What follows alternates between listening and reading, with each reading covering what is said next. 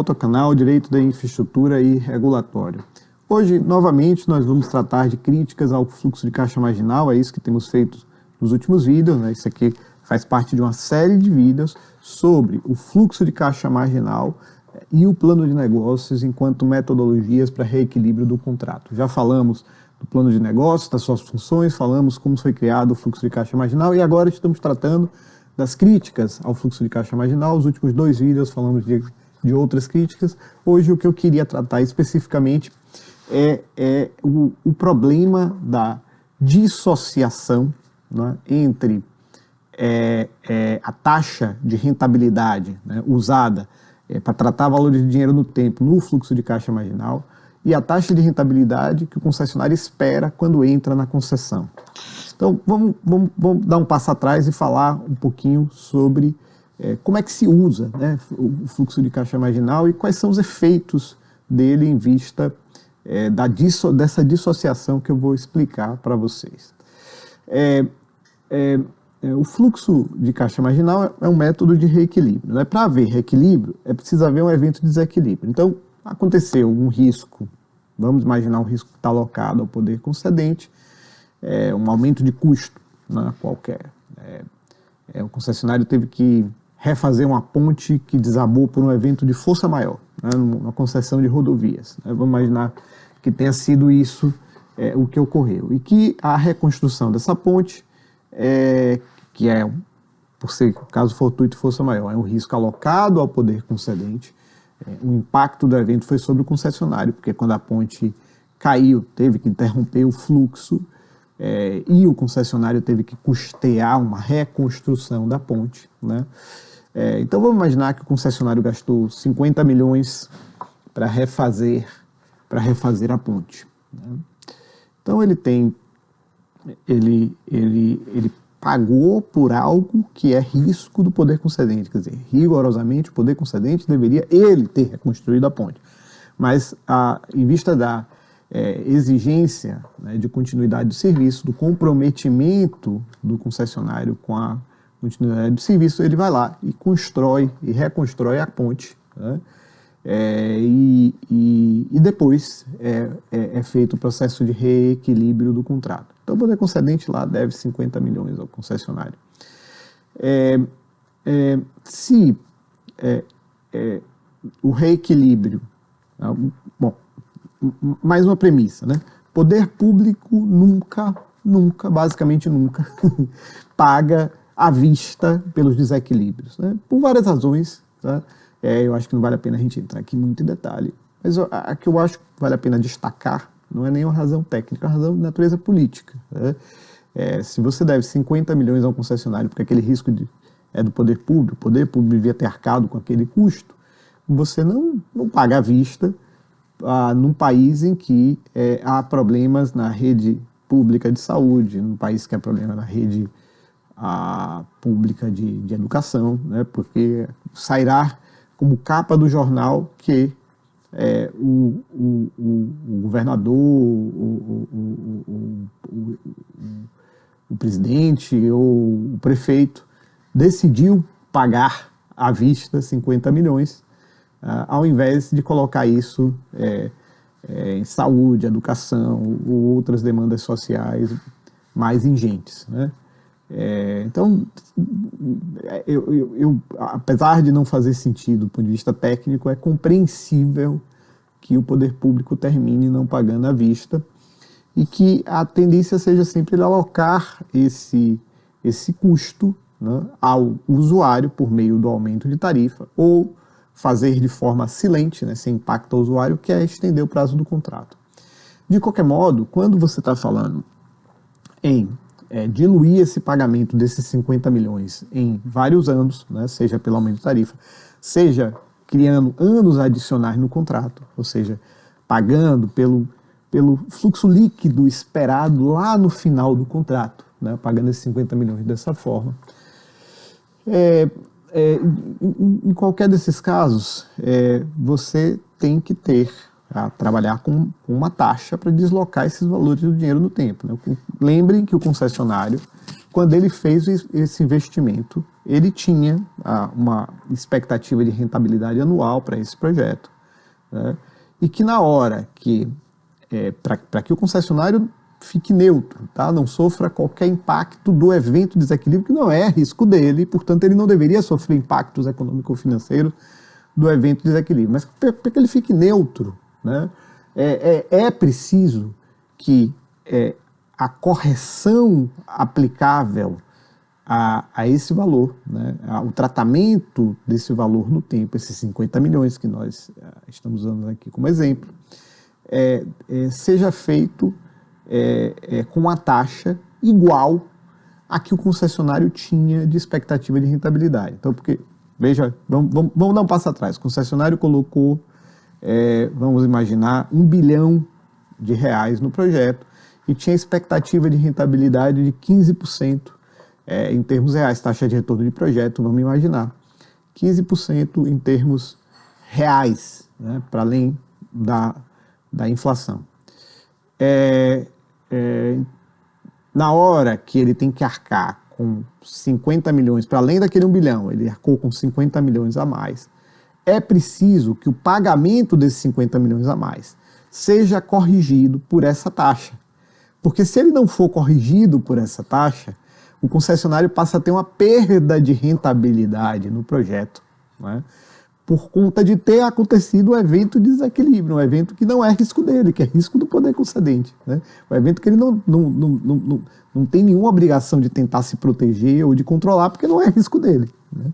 Então se essa taxa for menor, né, do que a taxa de rentabilidade que ele tinha expectativa de ter no projeto, a taxa que vai corrigir esse pagamento, ele passa a perder rentabilidade no projeto, ele passa a sofrer perdas por um risco que é do concessionário. Olha, se é assim, né, para que de fato o concessionário fique imune, né, aos riscos que estão atribuídos ao poder público, que não sofra as consequências, né, é preciso ou que o poder público pague à vista cada vez que o concessionário tem um custo que ele não deveria ter tido, porque o risco é do poder concedente, ou, quando pagar a prazo, use a mesma taxa de rentabilidade que o concessionário usa para deslocar os valores do dinheiro no tempo, sob pena do concessionário, como eu falei, perder rentabilidade. Então, assim, o ponto de partida para que o sistema de reequilíbrio do contrato neutralize os impactos sobre o concessionário de riscos que são atribuídos ao poder concedente, é preciso que a taxa de rentabilidade usada para diluir esses valores no tempo, diluir esses pagamentos no tempo, seja igual, né, à taxa de rentabilidade esperada do concessionário. Bom, qual é o grande problema em relação a isso do fluxo de caixa marginal, do uso que a gente faz hoje do fluxo de caixa marginal para qualquer evento? Você não considera, é uma variável exógena, irrelevante no seu reequilíbrio, qual a taxa de rentabilidade esperada do concessionário, né? No modo como se usa hoje o fluxo de caixa marginal, ou você tem no contrato uma fórmula para definir qual é a taxa a ser usada para tratamento do fluxo no tempo, né, dos valores no tempo no fluxo de caixa marginal. Então, nos primeiros casos que se usou o fluxo de caixa marginal, existia uma formulazinha que adicionava a uma taxa de mercado um spread, e era essa taxa de mercado mais o spread que era a taxa a ser usada para tratamento dos valores no tempo no fluxo de caixa marginal, né? Então, por exemplo, o projeto da BR-116/2024 era isso que tinha lá como regra para estabelecer a taxa de desconto a ser usada no fluxo de caixa marginal. Então, é uma taxa fixada, né, taxa de mercado mais um spread, e isso não necessariamente considera, né, pode inclusive estar muito distante da taxa de rentabilidade esperada do concessionário. Pode estar distante para cima ou para baixo. De qualquer modo, o que acontece é que se estiver distante para cima, o concessionário será sobrecompensado cada vez que acontecer um evento de desequilíbrio. Ele vai ser pago, né, vai ser pago, diluído no tempo, ele vai ser pago como uma taxa que vai aumentar a sua rentabilidade. Se a taxa for menor do que a taxa que o concessionário esperava, que é a hipótese mais comum, porque governos tendem a empurrar para baixo essas taxas, ninguém quer declarar que está dando lucro aos assim vistos como, né, usurários, as empresas privadas usurárias que investem no setor de infraestrutura e que querem ter vantagens, né?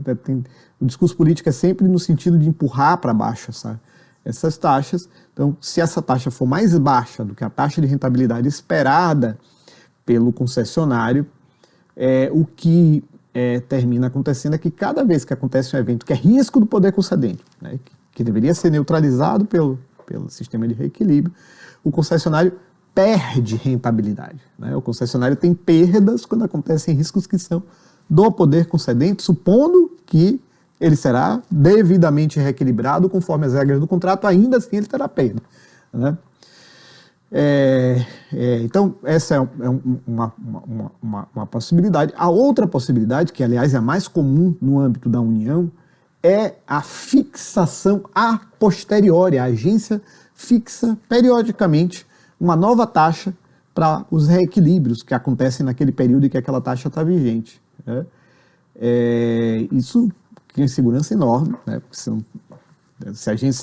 as agências que mostraram, né, no Brasil, ficou evidente isso, que sua independência era uma coisa bem frágil, né? No governo Dilma se instituiu como regra diretores interinos nas agências, né? Então a agência é completamente controlada pelo poder concedente, completamente capturada pelo poder concedente ali naquela época, né? E volta e meia a gente tem manifestações de coisas semelhantes em agências municipais, estaduais, né?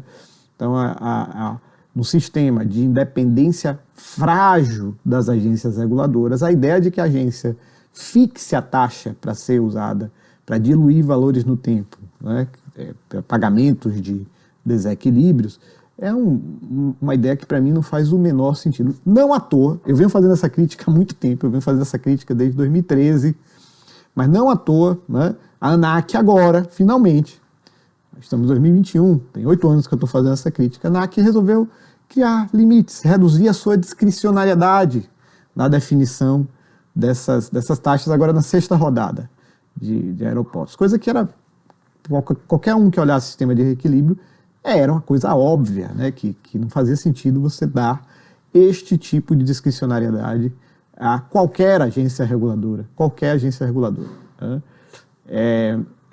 Porque cada vez que ela fixa essa taxa abaixo da taxa de rentabilidade esperada dos concessionários, eles têm perdas, né?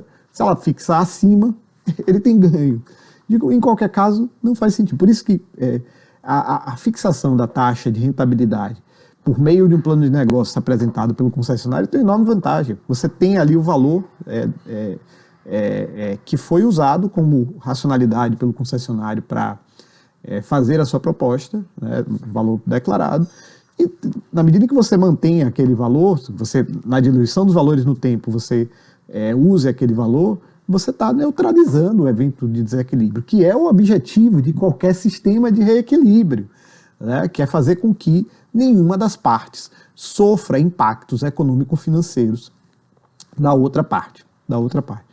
Então, essa é a crítica que eu quero trazer para vocês sobre o fluxo de caixa marginal, que é esse desalinhamento que o fluxo de caixa marginal, nos seus diversos, considerando as diversas metodologias que você tem de fixação da taxa a ser usada para tratamento dos valores no tempo, em qualquer caso, quando você está trabalhando com fluxo de caixa marginal, quando você não tem um plano de negócios, né, que estabelece uma taxa que é a taxa que o concessionário considerou na sua decisão de investimento, o fluxo de caixa marginal tem esse problema de criar essa assimetria, essa diferença entre a taxa esperada de rentabilidade do concessionário e a taxa fixada para tratamento dos valores de dinheiro no tempo no fluxo. O que significa que o concessionário será sempre sobre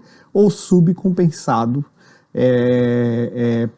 pelo estabelecimento de uma taxa pelo poder público que não é compatível com a taxa que ele usou no momento da decisão de entrada naquele projeto. Aqui, essas condições, a condição em que ele tomou essa decisão de entrada do projeto é que deveriam ser preservadas para que o poder público respeitasse, na realização dos reequilíbrios, a rentabilidade esperada do concessionário. Ele não sofresse perdas por decorrência da atividade do poder público, ele não sofresse perdas por decorrência de riscos que são atribuídos ao poder público.